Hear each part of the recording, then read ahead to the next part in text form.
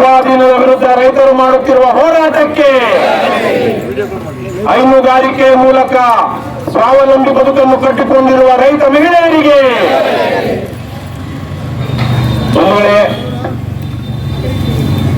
ನಾನು ಈಗಾಗಲೇ ಒಂದಷ್ಟು ವಿಚಾರಗಳನ್ನ ಮಾಧ್ಯಮದ ಜೊತೆ ಮಾತಾಡಿದಾಗ ಹೇಳಿದೆ. ಆದ್ರೆ ಬಹಳ ಜನ ಹಿಂದೆ ಇದ್ದವರಿಗೆ ಅದು ಗೊತ್ತಾಗಿಲ್ಲ, ಕೇಳಿಸಿಲ್ಲ. ಹಾಗಾಗಿ ಆಗ್ಲೇ ಏನ್ ಹೇಳಿದೆ ಅನ್ನೋದನ್ನ ಒಂದೆರಡು ವಿಚಾರಗಳನ್ನ ನಿಮ್ಮ ಮುಂದೆ ಹೇಳ್ತೀನಿ. ಇವತ್ತಿಲ್ಲಿ ನೀವು 100 ಜನ ಸೇರಿದ್ದೀರಾ. ಸಾವಿರಾರು ಜನರ ಬದುಕಿನ ಮೇಲೆ ಪ್ರಭಾವ ಬೀರುವಂತಹ ವಿಚಾರ ಇದು. ಸಾವಿರಾರು ಜನರಿಗೆ ಇಷ್ಟ ಇಲ್ಲ. ನಾನು ಮುಖ್ಯವಾದ ವಿಚಾರಕ್ಕೆ ಬರೋದಕ್ಕೆ ಮೊದಲು ನೀವು ಈ ಹೋರಾಟಕ್ಕೆ ಇಳಿಬೇಕಾದಂತಹ ಅನಿವಾರ್ಯತೆ ಎಲ್ಲಿಂದ ಬಂತು ಅನ್ನೋದನ್ನ ಹೇಳೋದಕ್ಕೆ ಪ್ರಯತ್ನಿಸ್ತೀನಿ. ಅದು ಅಗತ್ಯ ಇರಲಿಲ್ಲ ಅಂದ್ರೆ ಹೇಳಲೇಬೇಕು. ನೀವೆಲ್ಲರೂ ವೋಟ್ ಹಾಕುವಂತವ್ರು, ವೋಟ್ ಹಾಕೊಡ್ತಾನೆ. ನಿಮ್ಮ ವೋಟ್ ಇಲ್ಲದೆ ಯಾವನಾದ್ರೂ ಗೆಲ್ಲೋದಿಕ್ಕೆ ಸಾಧ್ಯ ಆಗುತ್ತಾ?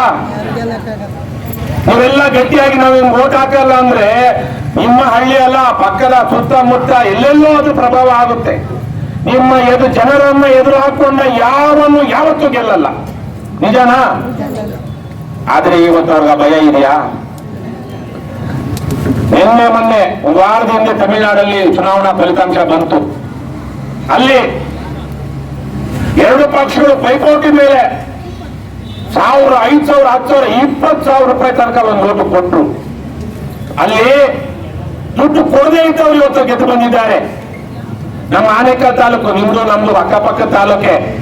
ಆನೇಕಲ್ ತಾಲೂಕಿನ ಪಕ್ಕದ ಹೊಸೂರಿನಲ್ಲಿ ಇದೇ ತರಹದ ರೈತರು 5,000, 10,000, 20,000 ಜನ ಸೇರಿ ಪ್ರತಿಭಟನೆ ಮಾಡ್ತಾ ಇದ್ರು ಭೂಸ್ವಾಧೀನದ ವಿರುದ್ಧ. ನಮ್ಮೆಲ್ಲಾದ್ರೂ ಕರ್ನಾಟಕದಲ್ಲಿ ಪರವಾಗಿಲ್ಲ, ನಮ್ಮ ತಾಯಿ ತವರು ಮನೆ ಅಲ್ಲಿ ಹೊಸೂರು ತಾಲೂಕು. ನಮ್ಮ ನೆಂಟರುಗಳಿಗೆ ಕೋಟ್ಯಾಂತರ ರೂಪಾಯಿ ಬೆಲೆ ಬಾಳುವ ಭೂಮಿ 5 ಲಕ್ಷ 10 ಲಕ್ಷ ಸಿಗ್ತಾ ಇಲ್ಲ ಇವತ್ತು ಪರಿಹಾರ. 5 ಎಕರೆ 10 ಎಕರೆ ಭೂಮಿ ಕಳ್ಕೊಳ್ತಾ ಇದ್ದಾರೆ ಅವರು ಭೂಸ್ವಾಧೀನಕ್ಕೆ. ಅಲ್ಲಿ ಅವರಲ್ಲಿ ಗೈಡೆನ್ಸ್ ವ್ಯಾಲ್ಯೂ ತುಂಬಾ ಕಡಿಮೆ. ಹಾಗಾಗಿ 1 ಎಕರೆಗೆ ಇವತ್ತಿನ ಮಾರ್ಕೆಟ್ ರೇಟ್ ಅಲ್ಲಿ 1 ಕೋಟಿ 2 ಕೋಟಿ ಇರೋದು ಅಲ್ಲಿ ಇವತ್ತು 5 ಲಕ್ಷ 10 ಲಕ್ಷ 20 ಲಕ್ಷ ಪರಿಹಾರ ಸಿಗ್ತಾ ಇದೆ. ಪರಮ ಮೋಸ. ಆದರೆ ಆ ಮೋಸ ಮಾಡೋದಿಕ್ಕೆ ಹೋದಂತವ್ರು ಇವತ್ತು ತಮಿಳುನಾಡಲ್ಲಿ ನಾಮಾವಶೇಷ ಇಲ್ಲದೆ ನಾಶ ಆಗಿದ್ದಾರೆ. ಯಾರು ಮಾಡಿದ್ದು ಹಾಗೆ? ಮತದಾರರು, ನೀವು. ಅಲ್ಲಿ ಇವತ್ತು ಭಯ ಹುಟ್ಟಿದೆ. ನಾವು ಈ ತರಕ್ಕೆ ಜನದ್ರೋಹ ಮಾಡೋದಕ್ಕಾಗೋದಿಲ್ಲ. ನಮಗೆ ಈ ತರ ದ್ರೋಹ ಮಾಡಿದ್ರೆ ಜನ ನಮಗೆ ಓಟ್ ಹಾಕೋದಿಲ್ಲ, ಗೆಲ್ಸೋದಿಲ್ಲ ಅಂತ. ಇವತ್ತು ಮೊನ್ನೆ ಇಲ್ಲಿ ಸೋತಂತವ್ರು 2 ಸಲ ಗೆದ್ದಿದ್ದು, ಲೋಕಸಭೆ ಎಲೆಕ್ಷನ್ ಅಲ್ಲಿ ಗೆದ್ದಂತವ್ರು ಯಾರು? ಮೊನ್ನೆ ಸೋತವ್ರು 2 ಸಲ ಗೆದ್ದು 1 ಸಲ ಸೋತವ್ರು ಯಾರು? ಈ MP DK ಸುರೇಶ್ಗಾಗ್ಲಿ, ಅವರನ್ನ DK ಶಿವಕುಮಾರ್ಗಾಗ್ಲಿ, ಇನ್ಯಾವುದೋ ಪಕ್ಷದವ್ರಿಗೆ, ನಾವು JCB ಅಂತೀವಿ, ಆ ಪಕ್ಷದವ್ರಿಗಾಗ್ಲಿ ಈ ಜನ ನಾವು ವಿರುದ್ಧ ಮಾಡಿದ್ರು ನಮ್ಮ ವಿರುದ್ಧ ವೋಟ್ ಹಾಕ್ತಾರೆ ಅಂತ ಏನಾದ್ರು ಅನ್ಸಿದ್ಯಾ ಅವ್ರಿಗೆ? ಅನ್ಸಿದ್ಯಾ? ಯಾಕೆ ಹೇಳಿ? ನಾವೇನ್ ನೋಡ್ತೀವಿ? ಗಂಡಸರಿಗೆ ಲಿಕ್ಕರು, ಹೆಂಗಸರಿಗೆ ಕುಕ್ಕರ್, 2 ಬೆಳೆದಿರೋರಿಗೆ ನಿಕ್ಕರ್ ಕೊಟ್ರೆ, ಸೀರೆ ರೌಕೆ ಕೊಟ್ರೆ, ಹೆಣ್ಣು ಮಕ್ಕಳಿಗೆ ಯಾರು ಪಾಪ ಅಣ್ಣ ತಮ್ಮಂದಿಲ್ಲ, ಗಂಡ ಇಲ್ಲ, ಇನ್ಯಾವನ್ನ ಲೋಫರು ಅಲ್ಕನೆ ತಂದು ರೌಕೆ ಕೊಡ್ಬೇಕು ಅಲ್ವಾ? ಅವನು ಕೊಡೋ ದುಡ್ಡಿಗೆ ಆಸೆ ಪಟ್ಕೊಂಡು ಗಂಡಸರು ಅವ್ರು ಕೊಡ್ಸೋ ಎಣ್ಣೆಗೆ ಬಾಡುಟಿಕ್ಕೆ ಬಾಯಿ ಬಿಟ್ಕೊಂಡು ಚೊಂದು ಸುರಿಸ್ಕೊಂಡು ಬರುವಂತ ನಾಯಿಗಳಿಗೆ ಬಿಸ್ಕತ್ ಹಾಕ್ದಂಗೆ ಈ ಹೋರಾಟಕ್ಕೆ ಬಂದಿರೋರ್ಗೋ ಇನ್ಯಾರಿಗೋ ಬಿಸ್ಕತ್ ಹಾಕಿದ್ರೆ ಅದೇ ಬಡ್ಡೆ ತೂವು ಹೋಗಿ ಮುಂದಿನ ಎಲೆಕ್ಷನ್ ನಮ್ಗೆ ವೋಟ್ ಹಾಕ್ತಾರೆ ಅನ್ನುವಂತ ದುರಹಂಕಾರದ ಕಾರಣಕ್ಕೆ ಇವತ್ತು ನಿಮ್ಮನ್ನ ಬೀದಿಲಿ ಇಳಿಸಿದ್ದಾರೆ. ಇಲ್ಲ ಅಂದ್ರೆ ಇಷ್ಟು ಜನ ಇಲ್ಲಿ ಹೋರಾಟಕ್ಕೆ ಬಂದಿದ್ದಾರೆ ಅಂದ್ರೆ ರಾಜಕೀಯದವರು ಭಯ ಪಡ್ತಾ ಇದ್ರು. ಯಾಕೆ? ಮುಂದಿನ ಎಲೆಕ್ಷನ್ ಅಲ್ಲಿ ಇವರೇ ನಮ್ಗೆ ವೋಟ್ ಹಾಕೋರು, ಇವರು ಜಾತಿ ನೋಡಲ್ಲ, ಕುಲ ನೋಡೋದಿಲ್ಲ, ಹಣ ನೋಡೋದಿಲ್ಲ, ನ್ಯಾಯ ನೀತಿ ಮತ್ತೆ ನಾವು ಮಾಡಿರೋ ಕೆಲಸ ನೋಡ್ತಾರೆ ಅನ್ನೋ ಧೈರ್ಯ ಅನ್ನೋದು ಅವ್ರು ಗೊತ್ತಿದ್ದಿದ್ರೆ. ಅದಕ್ಕೆ ನೀವು ಇವತ್ತು ಕೇವಲ ನೀವಷ್ಟೇ ಕಾರಣ ಅಲ್ಲ, ನಮ್ಮ ರಾಜ್ಯದ ಈ ತರಕ್ಕೆ ಹಣಕ್ಕೋ ಹೆಂಡಕ್ಕೋ ವೋಟ್ ಮಾಡ್ಕೊಂಡಿರೋ ಪ್ರತಿಯೊಬ್ಬರು ಅವರೆಲ್ಲ ಸೇರಿ ಮಾಡಿರುವಂತಹ ಕುಕೃತ್ಯದಿಂದಾಗಿ ನೀವು ಬೀದಿ ಬಂದಿದ್ದೀರಮ್ಮ. ಅರ್ಥ ಮಾಡ್ಕೊಳ್ಳಿ. ನಾನು ಗಂಡಸರಿಗೆ ಏನು ಮಾತಾಡಕ್ ಹೋಗಲ್ಲ, ನಾನು ಹೆಣ್ಮಕ್ಕಳಿಗೆ ಮಾತಾಡ್ತೀನಿ. ಇವತ್ತು ನಿಮ್ಮ ಮನೆಗಳು ಉಳಿತಾ ಇದ್ರೆ ಬಹುತೇಕವಾಗಿ ಹೆಣ್ಣು ಮಕ್ಕಳಿಂದಾನೆ. ನಮ್ಮ ಅವಿಭಜಿತ ಬೆಂಗಳೂರು ಜಿಲ್ಲೆ ಏನಿದೆ, ಬೆಂಗಳೂರು ನಗರ ಗ್ರಾಮಾಂತರ, ಇವತ್ತು ನಿಮ್ದು ರಾಮನಗರ ಅಲಿಯಾಸ್ ಬೆಂಗಳೂರು ದಕ್ಷಿಣ, ಕೋಲಾರ, ಚಿಕ್ಕಬಳ್ಳಾಪುರ ಇಲ್ಲೆಲ್ಲ ಮನೆಗಳಲ್ಲಿ ಹೆಣ್ಣು ಮಕ್ಕಳು ಹಸು ಇಟ್ಕೊಂಡು 2, 3, 4 ಹಸು ಕಟ್ಕೊಂಡು ಬೆಳಿಗ್ಗೆಯಿಂದ ಸಂಜೆ ತನಕ ಲಾಲನೆ ಪಾಲನೆ ಮಾಡಿಕೊಂಡು ಹಸುಗಳಿಂದ ಹಾಲು ಕರೆದು ಡೈರಿಗೆ ಹಾಕಿ ನಿಮ್ಮಲ್ಲಿ ಎಷ್ಟು ಜನ ಮನೆ ಕಟ್ಕೊಂಡಿಲ್ಲ ಹೇಳ್ರಮ್ಮ? ಕೈ ಎತ್ತಿ. ನೀವೆಲ್ಲ ಇವತ್ತು ಹೆಣ್ಣು ಮಕ್ಕಳು ನೀವು ಮನೆಯನ್ನು ಮುಗಿಸಿರೋದು. ನಿಮ್ಮನೆ ಗಂಡಸರು ಒಂದು ಸಹಾಯ ಮಾಡಿರ್ಬೋದು, ಇಲ್ಲ ಅಂತಲ್ಲ. ಆದ್ರೆ ಅದನ್ನೆಲ್ಲ ಸರಿಯಾಗಿ ನೋಡ್ಕೊಳ್ಳೋದು ಯಾರು? ನೀವು ತವ್ರ ಮನೆಗೆ ಓಡೋಗ್ತೀರಾ? ಯಾವಾಗಲಾದ್ರು ಗಂಡ ಬೇಜಾರು ಮಾಡ್ಕೊಂಡ್ರೆ ಇನ್ಯಾರಾದ್ರೂ ಏನಾದ್ರು ಅಂದ್ಬಿಟ್ರು ಅಂತ ಹೇಳಿ ಅತ್ತೆ ಮೇಲೆ ಕೋಪ ಮಾಡ್ಕೊಂಡು ತವ್ರ ಮನೆಗೆ ಹೋಗ್ತೀರಾ? ಅಥವಾ ರಾತ್ರಿ ಯಾವ್ದೋ ಹೋಗಿ ತವ್ರ ಮನೆಗೆ ಉಳ್ಕೊಳಕ್ಕಾಗುತ್ತಾ? ನಮ್ಮಮ್ಮ 4-5 ಹಸು ಕಟ್ಕೊಂಡಿದ್ರು. ಅದ್ರಲ್ಲಿ ಒಂದು ಹಸು ಒಂದು ಹೊತ್ತಿಗೆ 12 ಲೀಟರ್ ಹಾಲು ಕರಿತಿತ್ತು. ಒಂದ್ ದಿವಸಕ್ಕೆ 20-25 ಲೀಟರ್ ಹಾಲು ಕರಿತಿತ್ತು. ಆ ಹಸು ಅದ್ರಲ್ಲಿ ಬರ್ತಾ ಇದ್ದ, ಇವತ್ತೆಲ್ಲ ನಾನು ಹೇಳ್ತಾ ಇರೋದು 35 ವರ್ಷದಿಂದ ಆ ಹಸುನಲ್ಲಿ ಹಾಲು ಕರೆದ ದುಡ್ಡಲ್ಲಿ ನಮ್ಮಮ್ಮ ಇಂಜಿನಿಯರಿಂಗ್ ಓದಿಸೋದು. ಹೀಗೆ ಕುಟುಂಬಗಳು ಎಷ್ಟೋ ಕಡೆಗಳಲ್ಲಿ ನಮ್ಮ ಈ ಜಿಲ್ಲೆಗಳಲ್ಲಿ ಉಳಿದಿದ್ದು ಹೈನುಗಾರಿಕೆಯಿಂದ. ಇವತ್ತು ಅಂತಹ ಹೈನುಗಾರಿಕೆ ಮಾಡುವ ಸಾವಿರಾರು ಕುಟುಂಬಗಳು ಈ ಇಷ್ಟು ಹಳ್ಳಿಗಳಲ್ಲಿದೆ. ಈ ಹಳ್ಳಿಗಳಲ್ಲಿ ನಾನು ಹೋಗಿ ನೋಡ್ಕೊಂಡು ಬಂದೆ. ನಾನು ಆಗ್ಲೇ ಹೇಳಿದಾಗೆ ನಮ್ಮ ಆನೇಕಲ್ ತಾಲೂಕಕ್ಕೆ ಇದು ಬಿಡದಿ ಪಕ್ಕನೇ ಅಲ್ವಾ ಅನ್ಕೊಂಡಿದ್ದೆ. ನಿಜಕ್ಕೂ ನೀವು ಪುಣ್ಯವಂತರು. ಆದ್ರೆ ಯಾವ್ದೋ ಪಾಪ ಒಳ್ಳೆಯವ್ರಿಗೂ ಏನೋ ಪುಣ್ಯವಂತರಿಗೂ ಕೆಟ್ಟ ಕಾಲ ಬರುತ್ತೆ ಅಂತಾರಲ್ವಾ? ಆ ತರೀಕೆ ನಿಮ್ಗೆ ಕೆಟ್ಟ ಕಾಲ ಬಂದಿದೆ. ಪುಣ್ಯವಂತರು ಬೆಂಗಳೂರು ಸುತ್ತಮುತ್ತ ನಿಮ್ಮಷ್ಟು ಫಲವತ್ತಾದ ಈ ತರೀಕೆ ಮಲೆನಾಡಿನ ರೀತಿ ಇರುವಂತಹ ಭೂಮಿಯನ್ನು ನಾನೆಲ್ಲೂ ನೋಡಿಲ್ಲ. ನಮ್ಮ ಆನೇಕಲ್ ತಾಲೂಕಲ್ಲೂ ನೋಡಿಲ್ಲ, ದೇವನಹಳ್ಳಿಯಲ್ಲೂ, ಹೊಸಕೋಟೆಯಲ್ಲೂ, ಕನಕಪುರದಲ್ಲಂತೂ ನೋಡೇ ಇಲ್ಲ. ಈ ಬಿಡದಿ ಹೋಗಿ ಈ ಭಾಗದಲ್ಲಂತೂ ಏನು ಅಲ್ಲಿ ರೇಷ್ಮೆ ಬೆಳಿತೀರಾ, ಹೈನುಗಾರಿಕೆ ಮಾಡ್ತೀರಾ, ತರಕಾರಿ ಬೆಳಿತೀರಾ, ಮಾವಿನ ತೋಪುಗಳು, ನೂರಾರು ಎಕರೆಗಳಲ್ಲಿ ಮಾವಿನ ತೋಪುಗಳು, ಅಡಿಕೆ ಬೆಂಗಳೂರು ಸುತ್ತಮುತ್ತ ಬಹುಶಃ ನಿಮ್ಮೂರಲ್ಲಿ ಬಿಟ್ಟರೆ ಇನ್ನೆಲ್ಲೂ ಅಡಿಕೆ ಬೆಳೀತಾ ಇಲ್ಲ. ತೆಂಗು, ತರಕಾರಿ, ಸೊಪ್ಪು, ಆ ನೆಲ ಅಂತೂ ನಮ್ಗೆ ಸಲಿಕೆ ಗುದ್ದಿಲಿ ಕೆಲಸ ಮಾಡಿರುವಂತವ್ರು, ಹೊಲದಲ್ಲಿ ತೋಟ ಮಾಡಿರುವಂತವ್ರು ನಮಗೆ ಗೊತ್ತು. ನೆಲದಲ್ಲಿ ಸಲಿಕೆ ಆಡಿಸೋವಾಗ ಹೇಗಿದ್ರೆ ಅದು ಇನ್ನೂ ಸ್ವಲ್ಪ ನೀರು ಕಟ್ಟೋಣ, ಇನ್ನೂ ಸ್ವಲ್ಪ ಪಾತಿ ಮಾಡೋಣ ಅನ್ಸುತ್ತೆ ಅಂತ. ಒಳ್ಳೆ ಏನೊಂಥರ ಬೆಣ್ಣೆ ನೀರು ಬಿದ್ರೆ ಬೆಣ್ಣೆ ಆದಂಗಾಗುತ್ತೆ ನಿಮ್ ಭೂಮಿ. ಇಂಥ ಭೂಮಿಯನ್ನ, ಫಲವತ್ತಾದ ಭೂಮಿಯನ್ನ ಹೋಗಿ ಈ ನೀಚರು ಇಲ್ಲಿ ಅಭಿವೃದ್ಧಿ ಇಲ್ಲ ಅಂತಾರಲ್ವ? ಏನು ಅಭಿವೃದ್ಧಿ ಅಂದ್ರೆ? ದೊಡ್ಡ ಮನೆ, ದೊಡ್ಡ ಕಾರುಗಳು, ಹೋಗೋದು ತಿನ್ನೋದು, ಬೆಂಗಳೂರಲ್ಲೋ ಇನ್ನೊಂದು ಕಡೆನೋ ಅಲ್ಲೆಲ್ಲೋ IPL ಆಡೋ, ಸೂಜಾಡೋದು, ಆ ಥೈಲ್ಯಾಂಡ್ಗೆ ಮಸಾಜ್ ಮಾಡಿಸ್ಕೊಳ್ಳೋದಕ್ಕೆ. ನಮ್ಮೂರು ಹೆಣ್ಮಕ್ಳು ಯಾರು ಮಸಾಜ್ ಮಾಡೋದಿಲ್ಲ, ಹಾಗಾಗಿ ಥೈಲ್ಯಾಂಡ್ ಅಲ್ಲಿ ಹೋಗಿ ಅಲ್ಲಿ ಹೆಣ್ಮಕ್ಳ ಕೈಯಲ್ಲಿ ಮಸಾಜ್ ಮಾಡಿಸ್ಕೊಳ್ಳೋದು. ಇದೇನ್ರಮ್ಮ ಅಭಿವೃದ್ಧಿ ಇದೆ? ಶ್ರೀಮಂತಿಕೆ. ಕುಡಿಯಬಾರ್ದನ್ನ ಕುಡಿದು, ತಿನ್ನಬಾರ್ದನ್ನ ತಿನ್ನೋದು ಶ್ರೀಮಂತಿಕೆನಾ? ಏನು ಶ್ರೀಮಂತಿಕೆ ಅಂದ್ರೆ? ಗೌರವ ಘನತೆಯಿಂದ ಬದುಕೋದು ಶ್ರೀಮಂತಿಕೆ. ನ್ಯಾಯ ನೀತಿಯಿಂದ ಬದುಕೋದು ಶ್ರೀಮಂತಿಕೆ. ಯಾವುದೇ ಸಾಲ ಸೋಲ ಇಲ್ಲದೆ ಸ್ವಾಭಿಮಾನದಿಂದ ಬದುಕೋದು ಶ್ರೀಮಂತಿಕೆ. ಅದು ನಿಮ್ಗಿಲ್ವಾ? ನಿಮ್ಗಿದೆಯೋ ಇಲ್ವೋ? ಶ್ರೀಮಂತ ಯಾರು ಅಂದ್ರೆ ಒಂದು ಮಾತಿದೆ, ತನ್ನ ಅಗತ್ಯಗಳನ್ನ ಮೀರಿ ₹1 ಎಕ್ಸ್ಟ್ರಾ ಯಾವನ ಹತ್ರ ಇರುತ್ತೋ ಹೆಚ್ಚಾಗಿ ಅವನೇ ಶ್ರೀಮಂತ ಅಂತ. ಇಲ್ವೇನಮ್ಮ? ನಮ್ದೆಲ್ಲ ಅಗತ್ಯಗಳ ಮೇಲೆ ಜೇಬಲ್ಲಿ ಈಗಲೂ ಒಂದು ₹5 ₹10 ಇದೆ ಅಂದ್ರೆ ನಮ್ ಶ್ರೀಮಂತ. ಹೌದು ಅಲ್ವೋ? ಸಾಲ ಇಲ್ಲ, ಯಾರ ಹತ್ರ ಕೈ ಹೊಡ್ತಾ ಇಲ್ಲ, ಇನ್ನೇನೋ ಆಗ್ಬಿಡುತ್ತೆ ಅಂತಿಲ್ಲ. ಒಳ್ಳೆಯ ಸರ್ಕಾರಿ ಶಾಲೆ, ಒಳ್ಳೆಯ ಗೌರ್ಮೆಂಟ್ ಸ್ಕೂಲ್ ಇದ್ರೆ ಅಲ್ಲಿ ನಮ್ಮ ಮಕ್ಕಳಿಗೆ ಖಾಸಗಿ ಯಾವ್ಯಾವ ದೊಡ್ಡ ಸ್ಕೂಲಲ್ಲಿ ಕೊಡುವಂತ ಶಿಕ್ಷಣ ಸಿಕ್ಕಿದ್ರೆ ನಾವು ಅಲ್ಲಿ ಕಳಿಸೋದಕ್ಕೆ ಅರ್ಥ ಇದೆಯಾ? ಅಂತ ಒಂದು ಶಾಲೆ ಕಟ್ಕೊಳಕ್ಕಾಗಲ್ವ ನಮಗೆ? ಏನೋ ಕಾಯಿಲೆ ಬಂತು, ಏನು ಸರ್ಕಾರ ನಮ್ಮಿಂದ ನೂರಾರು ಕೋಟಿ ರೂಪಾಯಿ, ಸಾವಿರಾರು ಲಕ್ಷಾಂತರ ಕೋಟಿ ರೂಪಾಯಿ ತೆರಿಗೆ ತಗೊಳುತ್ತೆ. ಒಳ್ಳೆ ಆಸ್ಪತ್ರೆ ಮಾಡಿದ್ರೆ ನಾವು ಅಯ್ಯೋ ನಮ್ಗೇನೋ ಕಾಯಿಲೆ ಬಂದ್ಬಿಡುತ್ತೆ, ಅದಕ್ಕೆ ಲಕ್ಷಾಂತರ ರೂಪಾಯಿ ಸೇರಿಸಬೇಕು ಅನ್ನೋ ಭಯ ಇರುತ್ತಾ? ಇಷ್ಟೇ ಬೇಕಾಗಿರೋದು. ಒಳ್ಳೆ ಶಾಲೆ, ಒಳ್ಳೆ ಆಸ್ಪತ್ರೆ ಇದ್ರೆ ನಮ್ಗೆ ಇವತ್ತಿನ ಸಂದರ್ಭದಲ್ಲಿ ಏನೇನು ಖರ್ಚಿಲ್ಲ. ಇದೇನಮ್ಮ? ಜಮೀನು ಮಾಡ್ಬೇಕಾಗಿದೆಯಾ? ಕೂಡಬೇಕಾಗಿದೆಯಾ? ನಾವೆಲ್ಲರೂ ಶ್ರೀಮಂತರಾಗೆ ಬದುಕಬಹುದು. ಆದ್ರೆ ಒಂದು ಒಳ್ಳೆ ಶಾಲೆ ಮಾಡಿಸಲಾರದ ಈ ತಾಲೂಕ್ ಪಂಚಾಯತಿ, ಜಿಲ್ಲಾ ಪಂಚಾಯತಿ ಮೆಂಬರ್ಗಳು, MLAಗಳು, ಒಳ್ಳೆ ಆಸ್ಪತ್ರೆ ಕಟ್ಟಲಾಗದ ಈ ತಾಲೂಕ್ ಪಂಚಾಯತಿ, ಜಿಲ್ಲಾ ಪಂಚಾಯತಿ ಮೆಂಬರ್ಗಳು, MLAಗಳು, ಮಿನಿಸ್ಟರ್ಗಳು ಇಲ್ಲಿ ಅಭಿವೃದ್ಧಿ ಆಗಿಲ್ಲ ಅಂತಾರೆ. ಆದ್ರೆ ಗೊತ್ತಿಲ್ಲ ನನಗೆ ಈ ಊರಲ್ಲಿ ಎಷ್ಟು ಬಾರಿ ಇದೆಯೋ, ಎಷ್ಟಿದೆ? ಏನ್ ಖುಷಿಯಾಗಿ ಹೇಳ್ಕೊಳ್ತಿರೋಣ, ನಿಮಗೂ ಮಾನ ಮರ್ಯಾದೆ ಇಲ್ಲ. ಇವ್ರಂತೂ ಈ ಹೆಣ್ಮಕ್ಳು ಇವತ್ತೇನು ಇಟ್ಟು ಬಂದಿದ್ದಾರೆ, ಅವ್ರಿಗೂ ನಿಮ್ಗೇನ್ ಜವಾಬ್ದಾರಿ ಇಲ್ರಮ್ಮ. ಅವ್ನು ಯಾವನ್ ಬಾರ್ ಹೇಳ್ತಾ ಮಾಡ್ತಾ ಇದ್ದಾನ ಜ್ಞಾಪಿಸ್ಕೊಳ್ಳಿ. ಅವ್ನಿಗೆ ಬೆಳಿಗ್ಗೆ ಇಷ್ಟೊತ್ತಿಂದ ಇಷ್ಟೋ ತನಕ ಮಾತ್ರ ಬಾರ್ ಓಪನ್ ಮಾಡ್ಬೇಕು ಅಂತ ಇರುತ್ತೆ. ಆದ್ರೆ ನೀವು ಯಾರು ಕೇಳೋದಿಲ್ಲ, ಯಾರು ಕಾಲಲ್ಲಿರೋದನ್ನ ಕೈಗೆ ತಗೊಳ್ಳೋದಿಲ್ಲ, ಮೂಲೆಯಲ್ಲಿರೋದನ್ನ ಕೈಗೆ ತಗೊಳ್ಳೋದಿಲ್ಲ. ಚಪ್ಪಲಿ ತಗೊಂಡು ಪರಕೆ ತಗೊಂಡು ಅಂತ ಬಾರ್ಗಳನ್ನ ನಡೆಸೋರಿಗೆ ಚಪ್ಪಲಿ ಪರಕೆ ಹೊಡೆದ್ರೆ ನಿಮ್ಮ ಮನೆ ಗಂಡು ಮಕ್ಕಳು ಹೊಡಿತಾರೆ. ಕಾರ್ಯಕ್ರಮನೇನಾ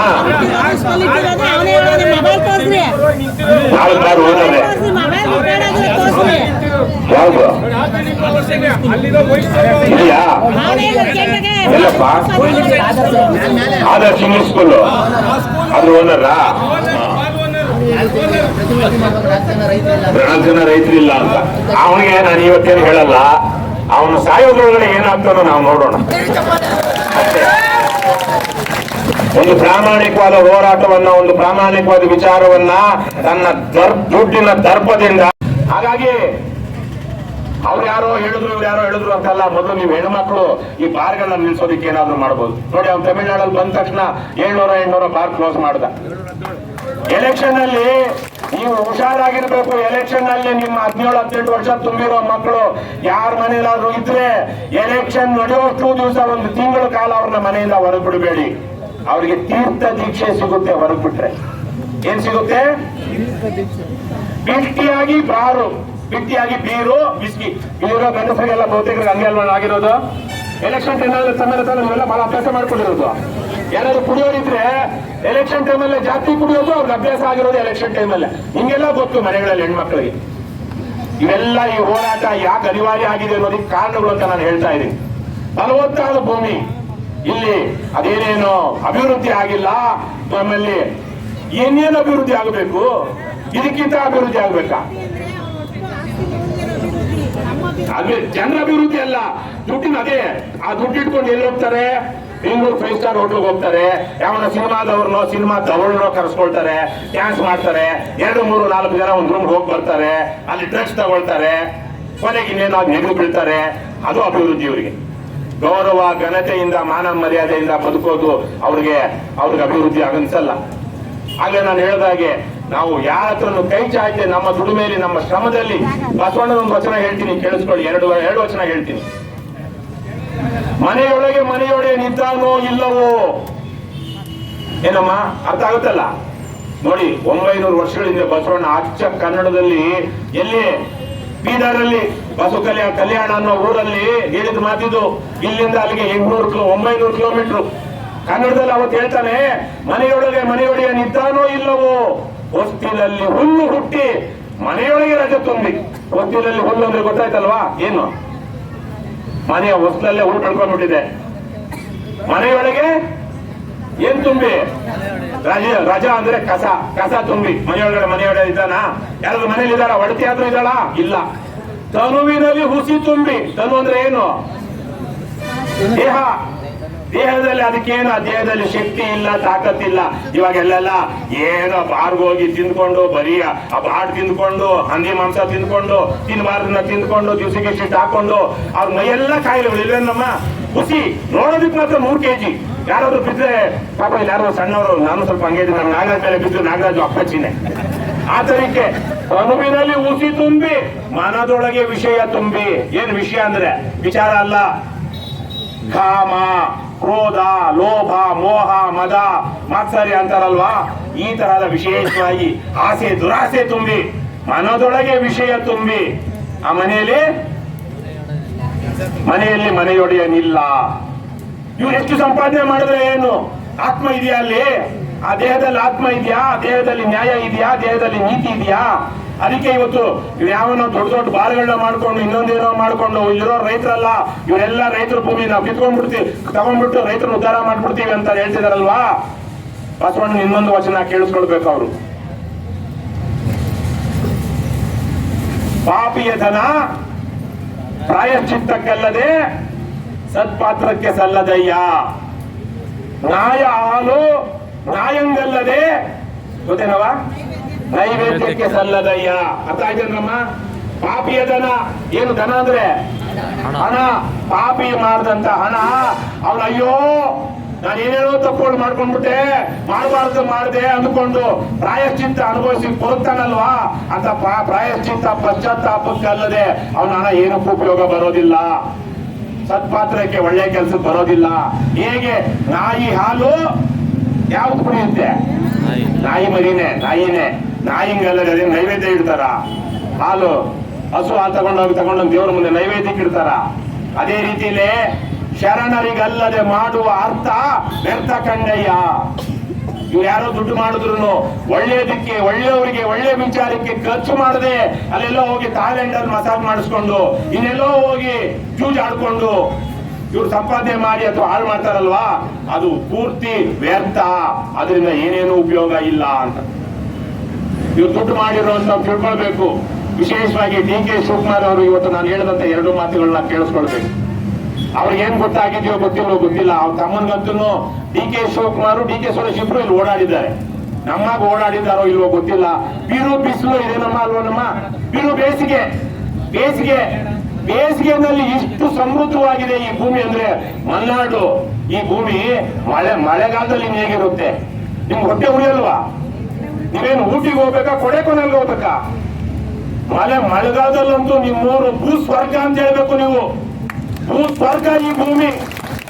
ಎಲ್ಲಾ ಕಡೆ ಅವರು ಯಶವಂತ ತಿಳಿಸಿದ್ರಲ್ಲ, ಅಲ್ಲಿ DK ಶಿವಕುಮಾರ್ ಚಾಲೆಂಜ್ ಮಾಡ್ತೀವಿ ನಾವು, ಇಲ್ಲಿ ಯಾವುದು ಬಂಜರು ಭೂಮಿ, ಒಂದು ಅರ್ಧ ಅಡಿ ಬಂಜರು ಭೂಮಿ ತೋರಿಸಿ ಅಂತ. ನಾನು ಎಲ್ಲ ಅವ್ರೇನಾದ್ರು ನಾನು ಅಲ್ಲಿ ಹೋಗದೆ ಬಂದಿದ್ರೆ ಯಶವಂತ ಪರವಾಗಿಲ್ಲ, ಸಿಕ್ಕಾಪಟ್ಟೆ ದಮ್ ಹೊಡಿತಾರೆ ಅನ್ಕೊಳ್ತಾರೆ ಅಂತ ಹೇಳ್ತಿದ್ದೆ. ಇಲ್ಲ, ಎಲ್ಲೋ ಸಣ್ಣ ಪುಟ್ಟದಾಗ ಅಲ್ಲಲ್ಲೋ 100 ಎಕರೆನಲ್ಲಿ ಅರ್ಧ ಎಕರೆ, 1 ಎಕರೆ ಅಣ್ಣ ತಮ್ಮಂದ್ರಲ್ಲಿ ಯಾರೋ ಗಲಾಟೆಗಳಾಗಿದೆಯೋ, ಮಾಡೋದಿಕ್ಕಾಗಿಲ್ವೋ, ಇನ್ನೇನೋ ಆಗಿರ್ಬೋದು, ಅಥವಾ ಸರ್ಕಾರಿ ಭೂಮಿನೋ ಲಿಟಿಗೇಷನ್ ಇರೋದು ಬಿಟ್ರೆ ಏನ್ ಬೆಳೆದಿದ್ದೀರಾ ತಾಯಿ ನೀವೆಲ್ಲ? ನಿಮ್ಮ ಅಣ್ಣ ತಮ್ಮಂದ್ರು, ನಿಮ್ ನೆಂಟರು ಇಲ್ಲಿ ಬಂಗಾರ ಬೆಳೀತಿದ್ದೀರಾ. ಅದು ವರ್ಷಕ್ಕೆ 4 ಬೆಳೆ 5 ಬೆಳೆ, ವರ್ಷಕ್ಕೆ 4-5 ಬೆಳೆ. ಆ ರೇಷ್ಮೆ ಅಂತೂ ವರ್ಷಕ್ಕೆ 5 ಬೆಳೆನಾ 6 ಬೆಳೆನಾ? 5 ಬೆಳೆ. ನಾವು ರೇಷ್ಮೆ ಬೆಳೀತಾ ಇದ್ವಿ. ಅಬ್ಬಬ್ಬ, ಅದರಷ್ಟು ಕಷ್ಟ ಇನ್ನೊಂದಿಲ್ಲ. ಆವತ್ತು 40 ವರ್ಷದಿಂದ ಕಟ್ಟೆ ಬದಲಾಯಿಸ್ಬೇಕು, ಜಾಗಿ ಮಾಡಬೇಕು, ಮಡಿ ಇರಬೇಕು. ಯಾರಾದ್ರು ಪಕ್ಕದ ಮನೆಯವ್ರು ಸತ್ತೋದ್ರೆ ಆ ಹೆಣದ ಜೊತೆ ಹೋಗ್ತಾ ಇರ್ಲಿಲ್ಲ, ಸೂತ್ಕ ಇದ್ದಂಗೆ ಅಲ್ವೇನಮ್ಮ? ಇವತ್ತು ನೋಡಿ ಬಹಳ ಸುಲಭ ಆಗೋಗಿದೆ ರೇಷ್ಮೆ ಬೆಳೆಯೋದು. ಇವತ್ತು ಬಹಳ ಜನ ಬೆಳೀತಾ ಇದ್ದಾರೆ, ಬಹಳ ಚೆನ್ನಾಗಿ ಬೆಳೀತಾ ಇದ್ದಾರೆ. 5 ಬೆಳೆ, ಒಳ್ಳೆ ಬೆಲೆ. ನಾವು ಬೆಳೆದಾಗ ಅದು 100 ಗೂಡು ತಂದ್ರೆ 15 kg 20 kg. ಅದನ್ನೆಲ್ಲೆಲ್ಲೋ ಶಿಡ್ಲಘಟ್ಟಕ್ಕೋ, ರಾಮನಗರಕ್ಕೋ, ಚನ್ನಪಟ್ಟಣಕ್ಕೋ ತಗೊಂಡು ಹೋಗ್ಬೇಕಾಗಿತ್ತು. ಮನೆಗೆ ಸಿಗ್ತಾ ಇದ್ದು ಚಿಪ್ಪು ಚೆಮ್ಮೆ ತಗೊಂಡು ಹೋದ್ರೆ ಅಲ್ಲಿ ಮಜಾ ಮಾಡ್ಕೊಂಡು ಬಂದ್ಬಿಟ್ರೆ ಮನೆ ತನಕ ಏನೂ ಬರ್ತಾ ಇರ್ಲಿಲ್ಲ. ಇವತ್ತು ಹಂಗಲ್ಲ, ಕೈ ತುಂಬಾ ದುಡ್ಡು ಬರ್ತಾ ಇದೆ. 1000 ರೂಪಾಯಿ ಹೋಗಿತ್ತಂತೆ ಮೊನ್ನೆ ಬಯೋಲ್ಟೇನು ಅಲ್ವೇನಪ್ಪ? 1000 ರೂಪಾಯಿ 100 ಮುಟ್ಟೆ ತಂದ್ರೆ ಎಷ್ಟು? ಇವತ್ತು 120 kg ಬೆಳೀತಿದ್ದಾರೆ. ಇವತ್ತು 120 kg. ಏನು ನಿಜಕ್ಕೂ ಪ್ರಗತಿಪರ ಕೃಷಿಕರು ಇರುವಂತಹ ಹೋಬಳಿ ನಿಮ್ದು. ಪ್ರಗತಿಪರ ಆಧುನಿಕ ಕೃಷಿ ಪದ್ಧತಿಗಳನ್ನು ಅಳವಡಿಸಿಕೊಂಡು ಭೂಮಿಯನ್ನ ನಾಶ ಮಾಡದೆ ಫಲವತ್ತನ್ನು ಹಾಗೆ ಉಳಿಸಿಕೊಂಡು ಬಹಳ ಗೌರವ, ಘನತೆ, ಹೆಮ್ಮೆಯಿಂದ ಬದುಕ್ತಾ ಇರುವಂತಹ ರೈತರು ನೀವು. ಬೈಸಂದ್ರ ಕಂಚಗಾನಹಳ್ಳಿ ರೈತರು, ಬೈರಮಂಗಲ ಕಂಚಗಾನಹಳ್ಳಿ ರೈತರು, ಈ ಬಿಡದಿ ಹೋಬಳಿ ರೈತರು. ಇಂತಹ ಭೂಮಿಯನ್ನ ಇವತ್ತು ಮುಂದಕ್ಕೆ ಏನಾಗುತ್ತೆ ಅಂತ 2 ವಿಚಾರ ಹೇಳ್ತೀನಿ. ಯಾಕಂದ್ರೆ ಮೊನ್ನೆ ತಾನೇ ಇವತ್ತೇನೋ 70 ಎಕರೆ 80 ಎಕರೆನಲ್ಲಿ ಒಂದು ನಮ್ಮೂರ್ ಪಕ್ಕದಲ್ಲಿ ಸ್ಟೇಡಿಯಂ ಕಟ್ತಾರಂತೆ. ಅದಕ್ಕೆ ಅಲ್ಲಿ ಆ ಊರಲ್ಲಿ ಬದುಕ್ತಿರುವಂತವ್ರು ಮೊನ್ನೆ ಊರಪ್ಪ ಮಾಡ್ಕೊಂಡ್ರು, ಇಲ್ಲೇ ಎಲ್ಲ ಇರ್ಬೇಕು. ಇವರೇ ಶಿವಕುಮಾರ್ ಸ್ವಾಮಿ ಎದ್ದು ನಿಂತ್ಕೊಂಡ್ರು. ಅವ್ರು ಇಂಡ್ಲವಾಡಿ ಅಂತ, ಬಗನ್ದೊಡ್ಡಿ ಅಂತ, ಇಂಡ್ಲವಾಡಿ ಪಕ್ಕ ಬಗನ್ದೊಡ್ಡಿ ಅಂತ, ನಮ್ಮ ಆನೇಕಲ್ಲಿಂದ 5 ಕಿಲೋಮೀಟರ್ ದೂರದಲ್ಲಿರೋರು. ಅವ್ರ ಊರು ಸುತ್ತಮುತ್ತ ಏನು ಅದನ್ನು ಒಳ್ಳೆ ಕುರ್ಚಲ್ ಕಾಡು ಅವೆಲ್ಲ ಇದ್ದಿದ್ದು. ನಮ್ಮ ಆನೇಕಲ್ ಅಂದ್ರೆ ರಾಗಿಯ ಕಣಜ ಅಂತ. ನಿಮ್ ಕಡೆಗಿಂತ ಚೆನ್ನಾಗಿ ರಾಗಿ ನಮ್ಮಲ್ಲಿ ಬೆಳೀತಾರೆ. ಇಲ್ಲಿಂದ 45 ಕಿಲೋಮೀಟರ್ 30-40 ಕಿಲೋಮೀಟರ್ ಅವ್ರ ಊರು. ಅಲ್ಲೆಲ್ಲ ಒಳ್ಳೆ ನೆಲ. ಆ ನೆಲ ಇವತ್ತು ನೂರಾರು ಸಾವಿರಾರು JCBಗಳು ಬಂದಿದ್ವೇನೋ, ಸಾವಿರಾರು ಗೊತ್ತಿಲ್ಲ, 100 JCBಗಳು ಇಲ್ವಾ ರವಿಶಂಕರ್? 100 JCBಗಳನ್ನ ತಗೊಂಡು ಬಂದು ಗಿಡ ಮರ ಅದು ಇದು ಮನೆ ಅಂತ ನೋಡಿದ್ರೆ ಎಲ್ಲ ಮಟ್ಟ ಮಾಡಿಬಿಟ್ಟಿದ್ದಾರೆ. ಇವತ್ತದು ಬಂಜರು ಭೂಮಿ. ಏನ್ ಗೊತ್ತಿದೆಲ್ಲ ಬಂಜರು ಭೂಮಿ. ಇಲ್ಲಿ ಯಾರು ಸರಿಯಾಗಿ ಬೆಳೆ ಬೆಳಿತಿಲ್ಲ ಅಂತ ಹೇಳ್ತಾರಲ್ವಾ? ನಿಜವಾದ ಬಂಜರು ಭೂಮಿ ನಿಮ್ಮ ಭೂಮಿ ಯಾವಾಗ ಆಗುತ್ತೆ ಅಂದ್ರೆ ಈ 7-8 ಸಾವಿರ ಅಕ್ವಿಸಿಷನ್ ಆದ್ಮೇಲೆ ಬರ್ತಾವಲ್ಲ ಯಮ ಸ್ವರೂಪಿ ರಾಕ್ಷಸ ಯಂತ್ರಗಳು. ಅವು ನಿಮ್ಮ ಮಾವಿನ ಗಿಡಗಳನ್ನ, ಅಡಿಕೆ ತೋಟಗಳನ್ನ, ತೆಂಗಿನ ಗಿಡ ನೆಟ್ಬಿಟ್ರೆ ಆ ಗಿಡ ಸಾಯೋ ತನಕ ನಾವು ಅದನ್ನು ಹೊಡೆಯೋದಿಲ್ಲ. ಯಾಕಂದ್ರೆ ಆ ಮನೆ ಅಂಶ ನಿರ್ವಂಶವಾಗ್ಬಿಡುತ್ತೆ ಅಂತ. ಅದಾಗದೇ ಬೀಳ್ಬೇಕು, ಅಲ್ಲಿ ತನಕ ಕಾಯ್ತಾರೆ ಇವರು. ಅವ್ ಯಾವ್ದು ನೋಡೋದಿಲ್ಲ. ತೆಂಗು ಕಂಗು ಅಂತ ನೋಡದೆ JCBಲಿ ಮಟ್ಟ ಹಾಕಿ ಪೂರ್ತಿ ಅಲ್ಲೊಂದು 4 ಅಡಿ ಎತ್ತರ ಇದ್ರೆ, ಇಲ್ಲೊಂದು 4 ಅಡಿ ತಗ್ಗಿದ್ರೆ ಅಲ್ಲಿಂದ ಮಣ್ಣು ತಂದು ಅಲ್ಲಿಂದ 4 ಅಡಿ ಬಗೆಯೋದು, ಇಲ್ಲಿ ಹಾಕೋದು, ಇಡೀ ಮಟ್ಟ ಮಾಡ್ಬಿಡ್ತಾರೆ, ಸಮತಟ್ಟು ಮಾಡಿಬಿಡ್ತಾರೆ. ಆಮೇಲೆ ಅದು ಭೂಮಿ ಬಂಜರಾಗುತ್ತೆ. ಅದಾದ್ಮೇಲೆ 30-40 ವರ್ಷ ಆದ್ಮೇಲೆ ಒಂದು 5 ವರ್ಷ 10 ವರ್ಷದಲ್ಲಿ ಡೆವಲಪ್ ಮಾಡಿ ಸೈಟ್ ಮಾಡ್ಬೋದು. ಅವ್ರ ಪಕ್ಕದಲ್ಲಿ ನಿಮ್ದು ಈ ಕಡೆ ಸೂರ್ಯನಗರ ನಮ್ಮ ಬನ್ನಹಳ್ಳಿ ಈ ಕಡೆಯಿಂದ ಆದ್ಮೇಲೆ ಎಷ್ಟು ಸಾವಿರ ಸೈಟ್ಗಳು ಖಾಲಿ ಇಲ್ಲ ಶಿವಕುಮಾರ ಸ್ವಾಮಿ, ಸಾವಿರಾರು ಸೈಟ್ಗಳು. ಬೆಂಗಳೂರಿನ ನಮ್ಮ ಆನೇಕಲ್ ತಾಲೂಕಿನ ಸೂರ್ಯ ಸಿಟಿಲಿ ಇವತ್ತಿಗೂ 30 ವರ್ಷದಿಂದ ಅಲಾಟ್ ಆಗಿರೋ ಸಾವಿರಾರು ಸೈಟ್ಗಳು ಇವತ್ತು ಖಾಲಿ ಇವೆ. ಯಾರು ಬಂದು ಮನೆ ಕಟ್ಟಿಲ್ಲ. ಅಲ್ಲಿ ಕೃಷಿನೂ ಮಾಡ್ತಾ ಇಲ್ಲ, ಯಾಕಂದ್ರೆ ಸೈಟ್ಗಳು ಆಗೋಗಿದೆ. ಯಾರ್ದೋ ಸೈಟ್ಗಳು ಖಾಲಿ ಹಾಗೆ ಬಿದ್ದಿವೆ. ಇಲ್ಲೂ ಅಷ್ಟೇ. ಅದೇನೇ ತಾನೇ ರಾಜಕೀಯ ಕೇಳ್ತಾರೆ ಇವರು ಬೇಕಾದ್ರೆ, ಆದ್ರೆ ಇರ್ಲಿ. ಆದ್ರೆ ಒಂದು ವಿಚಾರ, ಅವರು ಅಶೋಕ್ ಅಂತ ಅಶೋಕ್ ವಿರೋಧ ಪಕ್ಷದ ನಾಯಕರು ಹೇಳಿದ್ರಂತೆ 7 ಲಕ್ಷ ಅಪಾರ್ಟ್ಮೆಂಟ್ಗಳು ಬೆಂಗಳೂರಲ್ಲಿ ಖಾಲಿ ಇವೆ, ಮತ್ತೆ ಯಾಕೆ ಬೇಕು ಇಲ್ಲಿ ಅಂತ. ಆದ್ರೆ ಅವರು ಮುಖ್ಯಮಂತ್ರಿ, ಅವರೇನಾದ್ರು ಉಪಮುಖ್ಯಮಂತ್ರಿ ಆಗಿದ್ರೆ ಅವರು ಅದನ್ನೇ ಮಾಡೋದು. ಡಿ.ಕೆ. ಶಿವಕುಮಾರ್ ಬದಲು ಅಶೋಕ್ ಮಾಡ್ತಾ ಇದ್ರು ಅಷ್ಟೇ. ಇದು ನಮ್ಮ ಪರಿಸ್ಥಿತಿಯ ವ್ಯಂಗ್ಯ ಇದು. ಯಾಕೆಂದ್ರೆ ನಾವು ಅಂತವ್ರನ್ನ ಆಯ್ಕೆ ಮಾಡ್ತಾ ಇದೀವಿ. ಹಾಗಾಗಿ ಇದು ಪೂರ್ತಿ ದುಡ್ಡು ಹೊಡೆಯೋದಿಕ್ಕೆ ಮಾಡ್ತಿರುವಂತದ್ದು. ನಿಮ್ಮ ಮನೆ ಗಂಡಸರು ಹೆಂಗಸರು ಯಾರು ಕರ್ಕೊಂಡು ಹೋಗೋದಿಲ್ಲ ಪರಿಹಾರ ತಗೋಬರೋದಿಕ್ಕೆ. ಗಂಡಸರು ಹೋಗಿ ಅಲ್ಲಿ ಅದಕ್ಕೆ ನಿಮ್ಮಲ್ಲೇ ಒಂದಷ್ಟು ಜನ ಉಟ್ಕೊಳ್ತಾರೆ, ಅಣ್ತಮ್ಮಂದ್ರು ದೂರ ನೆಂಟರೆಲ್ಲ ಬರ್ತಾರೆ, ಸುಳ್ಳು ದಾಖಲೆ ಸೃಷ್ಟಿ ಮಾಡ್ತಾರೆ. ನಿಮ್ಮ ಭೂಮಿ ಏನಮ್ಮ ಹೆಸರು ಅಕ್ಕ ನಿಂದು? ಜಯಮ್ಮ. ನಿಮ್ಮ ಮನೆಯವ್ರ ಹೆಸರೇನು? ನಾರಾಯಣಪ್ಪ. ನಿಮ್ಗೆ 2 ಎಕರೆ ಜಮೀನ್ ಇದೆ ಅಂದ್ರೆ ಈ ಜಮೀನ್ ನಮ್ಗೆ ಆವತ್ತೇ ರಿಜಿಸ್ಟ್ರೇಷನ್ ಆಗಿದೆ ಅಂತೇಳಿ ಇನ್ಯಾರೋ ಉಟ್ಕೊಳ್ತಾರೆ, ಅದು ಸುಳ್ಳು ದಾಖಲೆ ಸೃಷ್ಟಿ ಮಾಡ್ತಾರೆ. ಜಯಮ್ಮ ಪಾಪ ಈ ಮನೇಲಿ ನೋಡ್ತಾ ಇರ್ತಾಳೆ, ನಾರಾಯಣಪ್ಪ ಹೋಗ್ಬಿಟ್ಟು ಕೋರ್ಟ್ಗೆ ಅಲಿತಾ ಇರ್ತಾಳೆ. ಕೋರ್ಟ್ಗೆ ಅದು ಪರಿಹಾರ ಸಿಗೋದು ನಿಮ್ಗೆ 10 ವರ್ಷಕ್ಕೆ. ಅದಕ್ಕೇನಾದ್ರು ಸಿಗ್ಬೇಕಾ? ನಿನ್ನ ಹತ್ರ ದುಡ್ಡಿಲ್ಲ, ಇರೋ ಚಿನ್ನಪ್ಪನ ಎಲ್ಲ ಕೊಟ್ಟು ಅದು 10-15 ಲಕ್ಷ ಎಲ್ಲಾದ್ರೂ ಹಣ ಇಟ್ಟು ಅಥವಾ ಮಾರಿನೋ ತಗೊಂಡೋಗಲ್ಲ ಒಬ್ಬ ಬದ್ಮಾಶ್ ಇರ್ತಾನೆ, ಎಸಿನೋ ಇನ್ಯಾವನೋ FD-ನೋ. ಆ ಬದ್ಮಾಶ್ಗೆ ಲಂಚ ಕೊಟ್ಟು ಆಮೇಲೆ ಅವನೇ ಹಾಕ್ಸಿರ್ತಾನೆ ಬೇಕಾದ್ರೆ ಕೇಸು. ಅಲ್ಲೊಬ್ಬ ಕಟ್ಟಾ ಸುಬ್ರಹ್ಮಣ್ಯ ನಾಯ್ಡು ಅಂತಿದ್ದ, ಆಗೋಗಿದೆ. ಕಟ್ಟಾ ಸುಬ್ರಹ್ಮಣ್ಯ ನಾಯ್ಡು ಅಂತಿದ್ದ. ಆ ಜಮೀನು ಅಕ್ವೈರ್ ಆಗಿದೆ. ಅವನು ಅವನ ಮಗ ಎಲ್ಲ ಸೇರ್ಕೊಂಡು ಜೈಲು ಹೋಗಿದ್ದಲ್ಲ, ಮಧುಕರ್ ಶೆಟ್ಟಿ ಜೈಲಿಗೆ ಹಾಕಿ ಗೊತ್ತಲ್ವ ನನ್ನ. ಕಟ್ಟಾ ಸುಬ್ರಹ್ಮಣ್ಯ ನಾಯ್ಡು ಇದೇ ತರೀಕೆ ಜಮೀನು ಅಕ್ವೈರ್ ಮಾಡ್ಕೊಂಡು ಜಾಗದಲ್ಲಿ KDB ಇಂದ ಸತ್ಯ ಆ ಜಮೀನು ಅಕ್ವೈರ್ ಆಗಿದೆ. ಜಮೀನು ನಿಮ್ದೇ, ಸರ್ಕಾರ ನಿಮ್ಗೆ ಪರಿಹಾರ ಕೊಟ್ಟಿದೆ. ಸುಳ್ಳು ದಾಖಲೆ ಬೇರೆ ಸೃಷ್ಟಿ ಮಾಡ್ತಾರೆ. ಆಮೇಲೆ ಈ ಜಮೀನು ರಾಮಪ್ಪಂದಲ್ಲ ಭೀಮಪ್ಪಂದು ಅಂತ. ಭೀಮಪ್ಪನಿಗೂ ದುಡ್ಡು. ಯಾರಪ್ಪನ ದುಡ್ಡು? ನಮ್ಮದೇ ದುಡ್ಡು. ಈ ತನಿಖೆ ಮಾಡಿನೇ ಅವನ ಮಗ ಕಟ್ಟಾ ಸುಬ್ರಹ್ಮಣ್ಯ ನಾಯ್ಡು ಮಗ ಜೈಲಲ್ಲಿ ಇದ್ದಿತ್ತು. ಕೊನೆಗೆ ಅವನ ಯಾವನ ಕಳ್ಳ ಜಡ್ಜು ಅವನೊಂದು 20 ಕೋಟಿ ತಿಂದ್ಬಿಟ್ಟು ಕಟ್ಟಾ ಸುಬ್ರಹ್ಮಣ್ಯ ನಾಯ್ಡು ಬಿಟ್ಬಿಟ್ಟ. ಜಡ್ಜ್ಗಳು ಹೀಗಿದ್ದಾರೆ ನಮ್ಮಲ್ಲಿ. ಇದು ಅನ್ಯಾಯದ ಪರಂಪರೆ, ಅನ್ಯಾಯದ ಕಾಲ. ಅವ್ರ ಗಂಡಸರು ಹಣ ಸ್ವಲ್ಪ ಮನೆ ಮಕ್ಕಳ ಕಡೆ ಗಮನ ಕೊಡ್ರಲ್ಲ. ನಿಮ್ಗೆ ಹೇಳೋ ಶಕ್ತಿ ನನಗಿದೆ, ನೈತಿಕತೆ ಇದೆ. ಯಾಕಂದ್ರೆ ನಾವು ನೋಡಿದೀವಿ, ನೀವು ಗಂಡಸರು ಸ್ವಲ್ಪ ಮಾನ ಮರ್ಯಾದೆ ಪ್ರಾಮಾಣಿಕತೆಯಿಂದ ಹೋರಾಟದ ತೊಡಗಬೇಕು. ಎಲ್ಲ ಕೂತಿದ್ದೀರಾ, ಇಲ್ಲ ಅಂತ ಹೇಳೋದಿಲ್ಲ. ಆದ್ರೆ ಈ ಹೋರಾಟ 425 ಅಲ್ಲ, 4,000 ದಿನಗಳು ಆಗ್ಬೋದು. ಮೊನ್ನೆ 1,800 ದಿನ ಇವರೆಲ್ಲ 1,800 1,900 ದಿನ ಅಲ್ವಾ ಯಶವಂತ್? ಇವರೆಲ್ಲ ಮಾಡಿ ದೇವನಹಳ್ಳಿ ಹತ್ರ ಚಂದ್ರಾಯಪಟ್ಟಣ ಅಂತ ಒಂದು ಊರು, ಇಲ್ಲಿರೋ ಹಾಸನ ಚಂದ್ರಾಯಪಟ್ಟಣ ಅಲ್ಲ, ಬೆಂಗಳೂರು ಆ ಕಡೆ ನೆಲಮಂಗಲ ದೇವನಹಳ್ಳಿ ಮತ್ತೆ ಹೊಸಕೋಟೆ ಪಕ್ಕದಲ್ಲಿ ಚಂದ್ರಾಯಪಟ್ಟಣ ಅಂತ ಊರಿದೆ. ಆ ಊರ ಹತ್ರ ಇವರು ಸಂಗಾತಿಗಳೆಲ್ಲ ಸೇರಿ ಊರವ್ರನ್ನೆಲ್ಲ ಸೇರ್ಕೊಂಡು 1,800 ದಿನ, 8 ವರ್ಷ 4 ವರ್ಷ ನಿರಂತರ ಹೋರಾಟ ಮಾಡಿದ ಕಾರಣಕ್ಕಾಗಿ ಇವತ್ತು ಅವ್ರಿಗೆ ರೈತರಿಗೆ ಭೂಮಿ ಉಳಿಯಿತು. ನಿಮ್ಮದು ಏನಾಗ್ಬೋದೋ ಗೊತ್ತಿಲ್ಲ. ಇವೆಲ್ಲ ಚಮಕ್ ಚಿಟಿಕೆ ಹೊಡೆಯೋದ್ರಲ್ಲಿ ಆಗಲ್ಲ. ನೀವು ಉಸಿರು ಬಿಗಿ ಹಿಡಿದು ಹೇಗೆ ಒಂದು ಬೆಳೆ ಬೆಳೆಯುವಾಗ ಅದು ಮೊಳಕೆ ಆಗೋದ್ರಿಂದ ಹಿಡಿದು ಕೊಯ್ಲು ಬರೋ ತನಕ ಉಸಿರು ಬಿಗಿ ಹಿಡಿದು ನಾವು ಭೂಮಿ ನೆಲ ಕಾಪಾಡ್ಕೊಂಡು ಬೆಳೆ ಕಾಪಾಡ್ಕೊಳ್ತೀವೋ ಆ ತರಕ್ಕೆ ಒಂದು ಭೂಮಿ ಕಾಪಾಡ್ಕೊಳ್ಬೇಕು ಅಂದ್ರೆ ನೀವು ಉಸಿರು ಬಿಗಿ ಹೋರಾಟ ಮಾಡ್ಬೇಕು. ಈ ಮಧ್ಯದಲ್ಲಿ ಏನೇನೋ ಆಗುತ್ತೆ. ಇಲ್ಲಿರೋರು ಎಷ್ಟು ಜನ ಇರ್ತಾರೋ, ಎಷ್ಟು ಜನ ಇರಲ್ವೋ, ಎಷ್ಟು ಜನ ನಮ್ಮ ಪಾರ್ವತಿಪತಿ ಅಂದ್ಬಿಡ್ತಾರೋ ಗೊತ್ತಿಲ್ಲ. ಹೌದಮ್ಮ, ನೆನ್ನೆ ಇದ್ದವ್ರು ಇವತ್ತಿಲ್ಲ. ಆ ತರದ ಬದುಕು ಇವತ್ತು ನಾವು ಬದುಕ್ತಾ ಇರುವಂತದ್ದು. ಆದ್ರೂ ಒಂದು ಸಂಘಟನೆ, ಒಂದು ಸಂಘ, ಒಂದು ಸಾಮೂಹಿಕತೆ ಅಂತಿದ್ದಾಗ ರಾಮಯ್ಯ ಬರ್ತಾನೆ, ಭೀಮಯ್ಯ ಹೋಗ್ತಾನೆ, ತಿಮ್ಮಯ್ಯ ಬರ್ತಾನೆ, ಇನ್ಯಾರೋ ಹೋಗ್ತಾರೆ. ಆದ್ರೆ ಹೋರಾಟ ಯಶಸ್ಸು ಸಿಗುವ ತನಕ ನಡೀತಾ ಇರುತ್ತೆ. ಅದಕ್ಕೆ ನೀವು ಸಂಘಟಿತವಾಗಿ ಮಾಡಬೇಕು ಅನ್ನೋದು. ಸಂಘಟಿತವಾಗಿ ಇನ್ನು ನಮ್ಮವ್ರು ಹೇಳೋ ಒಂದು ಕತೆ ಹೇಳ್ಬಿಟ್ಟು ನಾನು ಮಾತು ಮುಗಿಸ್ತೀನಿ. ನಿಮ್ಮ ಹೋರಾಟ ಯಾವಾಗ ಗೆಲ್ಲುತ್ತೆ ಅಂತ ಅರ್ಥ ಆಗಲಿ ಅಂತ. ಹುಲಿ ಯಾವತ್ತಾದ್ರೂ ಆನೆ ನೋಡಿದೀಯಾ? ಆನೆ ಕೊಂದಿರೋದು ನೋಡಿದೀರಾ? ಸಿಂಹ ಈಗ ನೋಡಿಲ್ಲನಕ್ಕ? ನಿನಗೆ ಕೇಳ್ತಾ ಇರೋದು ಇಲ್ಲ ಅಂತಿದ್ಯಾ? ಸಿಂಹಗಳು ಆನೆಯನ್ನು ಸಾಯಿಸ್ತವೆ. ಸಿಂಹಗಳು ಆನೆಯನ್ನು ಸಾಯಿಸಿ ಆನೆ ತಿಂತವೆ. ಅದಕ್ಕೇನೆ ಸಿಂಹ ಸ್ವಪ್ನ ಯಾರು ಬರೋದು? ಆನೆಗಳಿಗೆ ಸಿಂಹ ಅನ್ಕೊಂಡ್ರೆ ಭಯ. ಹುಲಿ ಕೆಲವೊಂದು ಸಂದರ್ಭದಲ್ಲಿ ಸಿಂಹಕ್ಕಿಂತ ದಪ್ಪ ಬಲಿಷ್ಠ. ಆದರೆ ಯಾವ ಹುಲಿನೂ ಆನೆನ ಹೊಂದಿಲ್ಲ. ಆದ್ರೆ ಸಿಂಹ ಈಗಲೂ ಆಫ್ರಿಕಾದಲ್ಲಿ ಒಂದು ದಿವಸಕ್ಕೆ 2 ದಿವಸಕ್ಕೆ ಒಂದೊಂದ್ಸಲ ಒಂದೊಂದು ಆನೆಯನ್ನ ಸಾಯಿಸ್ತಾ ಇರ್ತವೆ ಸಿಂಹಗಳು. ಯಾಕೆ ಹೇಳಿ? ಗುಂಪು ಹುಲಿ ಬೆದೆಗೆ ಬಂತ, ಅದೆಲ್ಲೋ ಹುಚ್ಚ ಹೋಯ್ತು. ಗಂಡು ಹುಲಿ ಆ ವಾಸನೆ ಒಂದು 5-10 ಕಿಲೋಮೀಟರ್ ದೂರದಿಂದ ಓಡಿ ಬರುತ್ತೆ. 1 ದಿವಸ 2 ದಿವಸ ಹೆಣ್ಣು ಸಿಂಹ ಜೊತೆ ಇರುತ್ತೆ. ಆಮೇಲೆ ಅವನು ಬೇರೆ ಇವಳು ಬೇರೆ. ಈ ಹುಲಿ ಗರ್ಭಿಣಿ ಆಯ್ತು, ಮಕ್ಕಳು ಸಾಕು ಬೆಳೆಸ್ತು, ಮಕ್ಕಳು ಬೆಳೆದ ಮೇಲೆ ಮತ್ತೆ ಓಡಿಸ್ತಾ ಇರುತ್ತೆ. ಹುಲಿ ಯಾವತ್ತೂ ಸಂಸಾರ ಮಾಡಲ್ಲ, ಬರೀ ಸಂತಾನೋತ್ಪತ್ತಿ ಮಾಡುತ್ತೆ. ಗೊತ್ತಾಗ್ತಿದೆಯಲ್ವಾ? ನಾನೆಲ್ಲ ವಿವರಿಸಿ ಹೇಳ್ಬೇಕಾಗಿಲ್ಲ. ಅದಕ್ಕೆ ಹುಲಿ ತನಗಿಂತ ಚಿಕ್ಕ ಪ್ರಾಣಿಗಳನ್ನೇ, ತನಗಿಂತ ಅಬಲರನ್ನೇ ಸಾಯಿಸೋದು.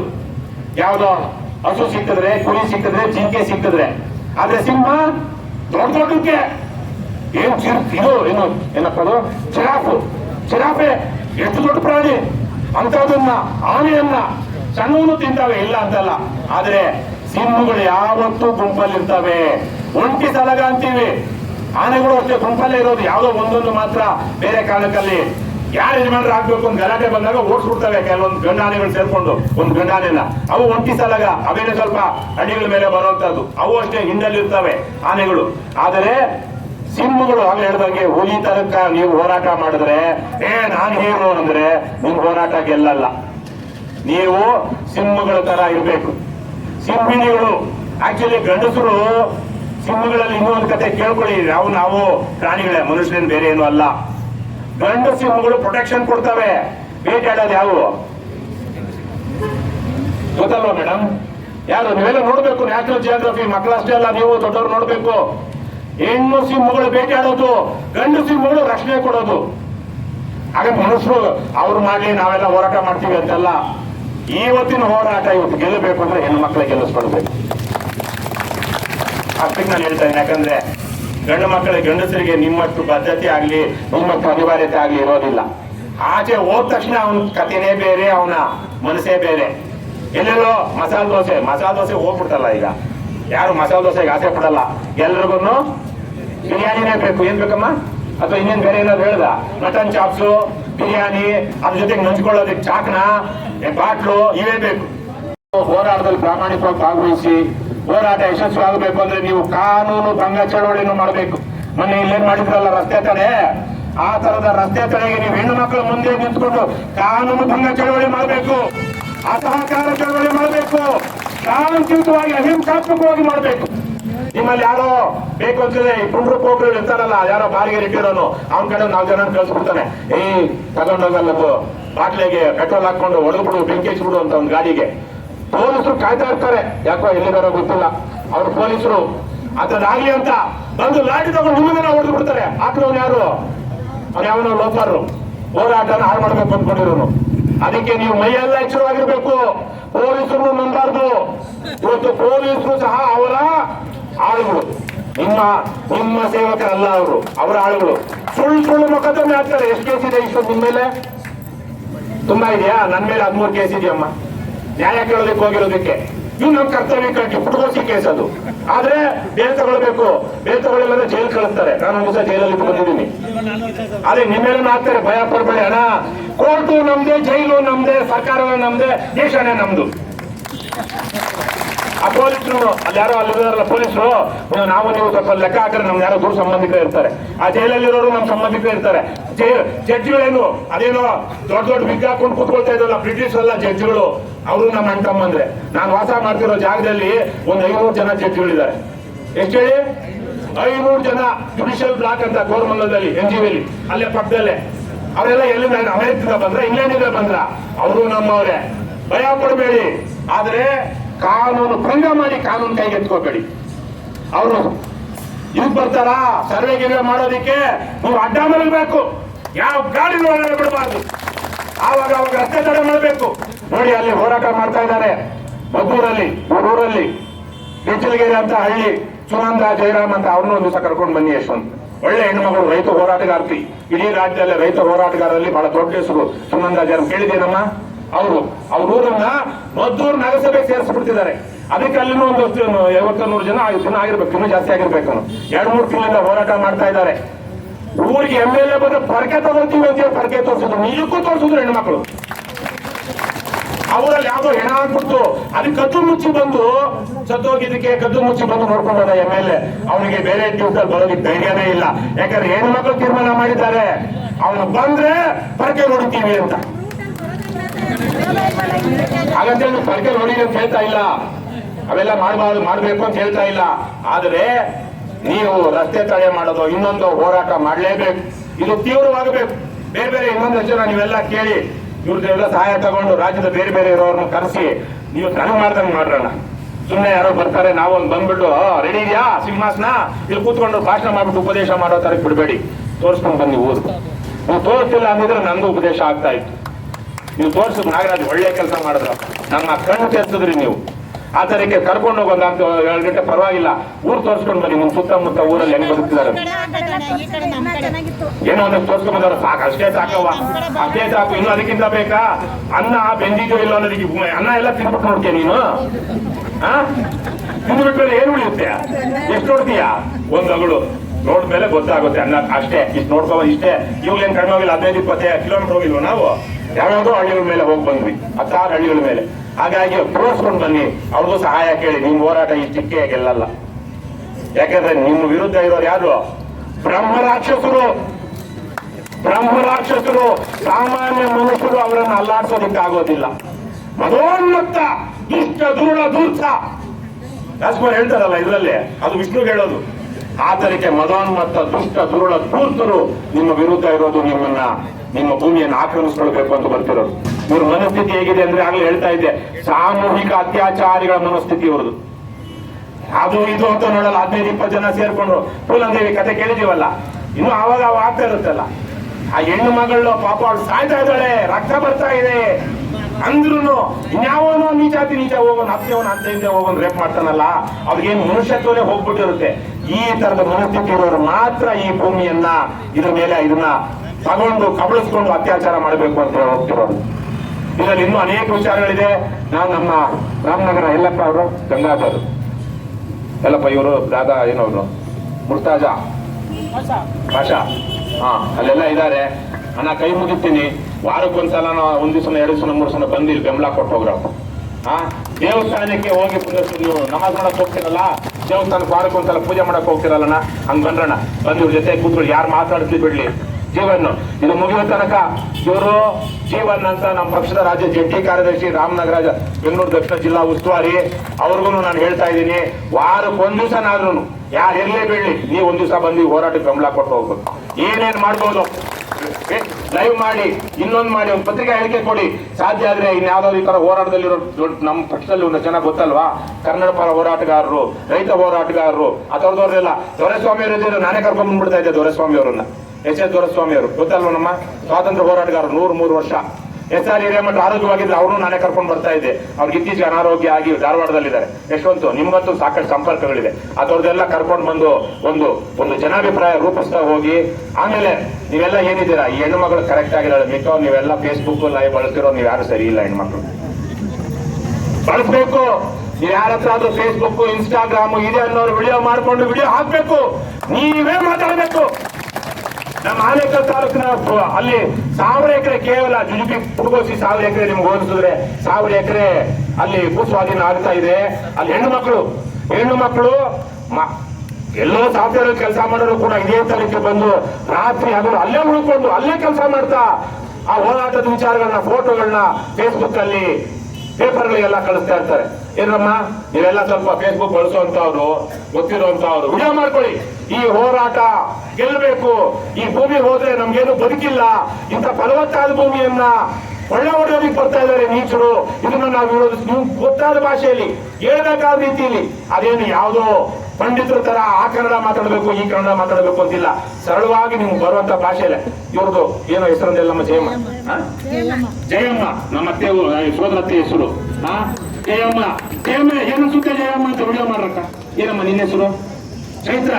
ನೀನು ಮಾತಾಡು. ಇದಾದ್ಮೇಲೆ ವಿಡಿಯೋ ಮಾಡ್ತಿದೆಯಲ್ಲ, ಫೇಸ್ಬುಕ್ ಅಕೌಂಟ್ ಇದೆಯಾ, ಅಕೌಂಟ್ ಲೈವ್ ಮಾಡು. ಹೋಗ್ಬಿಟ್ಟು ಜಯಮ್ಮ ಏನೇನು ಹೋರಾಟ ಅಂತ ಕೇಳು. ಅಯ್ಯಮ್ಮನ ಮಾತಾಡ್ತಾಳೆ. ಇನ್ಯಾರನ್ನೊಬ್ರು ಕೇಳು, ನೀನು ಮಾತಾಡು. ನೀವೆಲ್ಲ ಸೋಷಿಯಲ್ ಮೀಡಿಯಾ ಬಳಸ್ಕೊಂಡ್ರೆ ಇವತ್ತು ಯಾವ ಮಾಧ್ಯಮದವರು ಅಲ್ಲಿ ತಮಿಳುನಾಡಲ್ಲಿ ವಿಜಯ್ಗೆ ಸಪೋರ್ಟ್ ಮಾಡಿಲ್ಲ. ಯಾಕಂದ್ರೆ ಮಾಧ್ಯಮ ಎಲ್ಲ ಯಾರ ಜೇಬಲ್ಲಿತ್ತು? ಡಿಎಂಕೆ ಜೇಬಲ್ಲಿತ್ತು, ಇನ್ನೊಂದಷ್ಟು ಬಿಜೆಪಿ ಎಡಿಎಂಕೆ ಜೇಬಲ್ಲಿತ್ತು. ಆದ್ರೆ ಅವರು ಸೋಷಿಯಲ್ ಮೀಡಿಯಾ ಬಳಸ್ಕೊಂಡು ಇವತ್ತು ರಾಜ್ಯ ಗೆದ್ರು. ರಾಜ್ಯ ಅಂದ್ರೆ ಏನು? ಜನರನ್ನ ಗೆದ್ರು, ಜನರಿಗೆ ವಿಷಯ ತಿಳಿಸಿದ್ರು. ರಾಜ್ಯ ಅಂದ್ರೆ ಏನು? ಭೂಮಿ ಅಲ್ಲ ಜನ. ದೇಶ ಅಂದ್ರೆ ತೆಲುಗಲ್ಲ ದೊಡ್ಡ ಕವಿ ಮಾತಾಡ್ತಾನೆ, ದೇಶ ಅಂದ್ರೆ ಮಣ್ಣಲ್ಲ ಕಣ್ರಯ್ಯ, ದೇಶ ಅಂದ್ರೆ ಜನ ಅಂತ. ಆ ರೀತಿಯಲ್ಲಿ ನೀವು ಜನ ತಲುಪಿಸಿ, ವಿಚಾರ ತಲುಪಿಸಿ. ಸಾಕಷ್ಟು ವಿದ್ಯಾವಂತರೆಲ್ಲ ಇದ್ದೀರಾ, ಗಂಡಸರು ಏನೋಣ ಸ್ವಲ್ಪ ಸೋಷಿಯಲ್ ಮೀಡಿಯಾ. ನಾಗರಾಜು ಇದಕ್ಕೆ ಒಂದು ಪೇಜ್ ಮಾಡಿದ್ದೀರಾ? ಮಾಡಿದ್ದೀರಾ? ಇದಕ್ಕೆ ಒಂದು ಮಾಡಿಲ್ಲ ಅಂದ್ರೆ ಚೈತ್ರ ನೀನೇ ಮಾಡ್ಬೇಕು. ಮಾಡಿದೀರಾ? ಅದರಿಂದ ಲೈವ್ ಮಾಡ್ಬೇಕು. ಪತ್ರಿಕಾ ಪ್ರತಿ ದಿವಸ ಪತ್ರಿಕೆಯಲ್ಲಿ ವರದಿ ಆಗಿದೆ ಅಂದ್ರೆ ಬಂದಿದಾರಲ್ವಾ, ನಾಳೆ ಪತ್ರಿಕಾ ವರದಿಗಳು ಬರ್ತಾವಲ್ಲ, ಅದನ್ನೆಲ್ಲ ಅಪ್ಲೋಡ್ ಮಾಡ್ಬೇಕು. ಒಂದು ಒಳ್ಳೆ ವಾಟ್ಸ್ಆಪ್ ಗ್ರೂಪ್ ಮಾಡ್ಕೊಳ್ಬೇಕು. ಕೊನೆಯಲ್ಲಿ ಬಹಳ ಮಾತಾಡದೆ ಅನ್ಸುತ್ತೆ, ಇನ್ನು ಮಾತಾಡೋದು ಬಹಳ ಇದೆ ನನಗೆ, ಟೈಮ್ ನಿಮಗಿಲ್ಲ ಅಷ್ಟೇ. ಕೊನೆಯಲ್ಲಿ ಒಂದು ಮಾತು, ನಾನು ಜೇಬಿಂದ ದುಡ್ಡು ತಂದಿಲ್ಲ, ಜೀವನ 100 ರೂಪಾಯಿ ಕೊಡಪ್ಪ. ನೀವೆಲ್ಲರೂ ಸೇರ್ಕೊಂಡು ಹೋರಾಟವನ್ನು ಉಳಿಸ್ಕೊಳ್ಬೇಕು ಅಂದ್ರೆ ಯಾರೋ ಒಬ್ರು ಇಬ್ರು ಹಣ ಹಾಕೊಳ್ಬಾರ್ದು. ನಾಗರಾಜು ನನ್ನ ಕಡೆಯಿಂದ ನೀವೆಲ್ಲರೂ ಜನ 150, 200 ದೇಣಿಗೆ ಕೊಡ್ಬೇಕು. ಇದು ಇಲ್ಲಾಂದ್ರೆ ಯಾರಿಗೋ ಒಬ್ರು ದುಡ್ಡಿರೋ ಹಣ ಇಟ್ಟಂಗೆ ಆಗ್ಬಿಡುತ್ತೆ. ಹಾಗಾಗಿ ನೀವು ತುಂಬಾ ಕಡಿಮೆ ಖರ್ಚು ಏನ್ರಮ್ಮ, ಆವಾಗ ಇಲ್ಲಿ ಬರುತ್ತಲ್ಲ ಸಣ್ಣ ಪುಟ್ಟ ಖರ್ಚು ವೆಚ್ಚ, ಕಾಫಿ ಟೀ, ಅದನ್ನ ನೀವು ಹಾಕೊಳ್ಬೇಕು.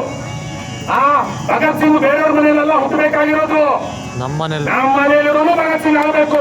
ನಮ್ಮದು ಶ್ರಮ ಇರಬೇಕು, ನಮ್ಮದು ಹಣ ಇರಬೇಕು. ಯಾವನ 100 ಕೋಟಿಗೆ 10 ಕೋಟಿಗೆ ಇರೋಂತಂದು ನೀವೆಲ್ಲ ಹೋರಾಟ ಮಾಡುವಂತವ್ರ ನೀವು, ಅವ್ರು ಯಾವನು ಹೇಳ್ತಾರೆ ಆ ತರಕ್ಕ ಕೊಡೋಣ. ನಮ್ಮ ಪಕ್ಷದ ಯಾರು ಇದ್ರೆ ಕೊಡ್ರೋಣ. ನಮ್ಮ ಪಕ್ಷಕ್ಕೆ ಕೊಡ್ತೀರಾ, ಜಾಸ್ತಿ ಕೊಡ್ಬೇಡಿ, ಕಡಿಮೆ ಕೊಡಿ. ನಮ್ದೆಲ್ಲ ಅವ್ರದ್ದು ಹೋರಾಟ, ಅವ್ರು ಕೊಡ್ಲಿ. ಕುತ್ಕೊಳ್ಳೋಣ ನಾನು ಹೇಳ್ದೆ ಅಂತೇಳಿ ಎಲ್ಲ ಕೊಟ್ಬಿಡಕ್ ಹೋಗ್ಬೇಡಿ. ಕೊಡ್ಲಿ ಬಿಡಿ ಸರ್. ಸುಮ್ಮನಿರಯ್ಯ, ನಮ್ಗೆ ದುಡ್ಡಿಲ್ಲ.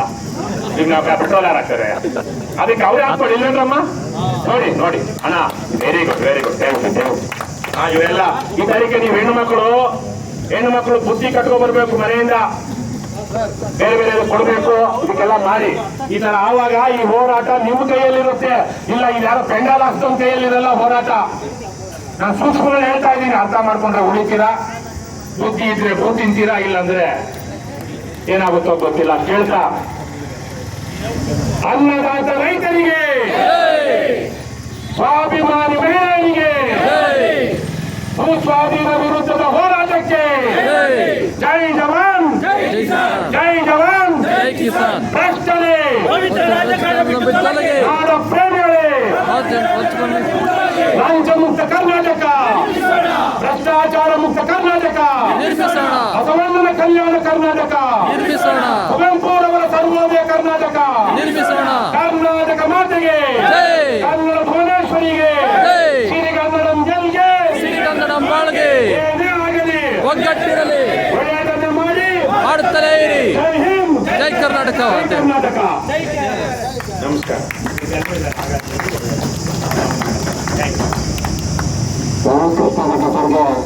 ಧನ್ಯವಾದಗಳು. ಇವತ್ತು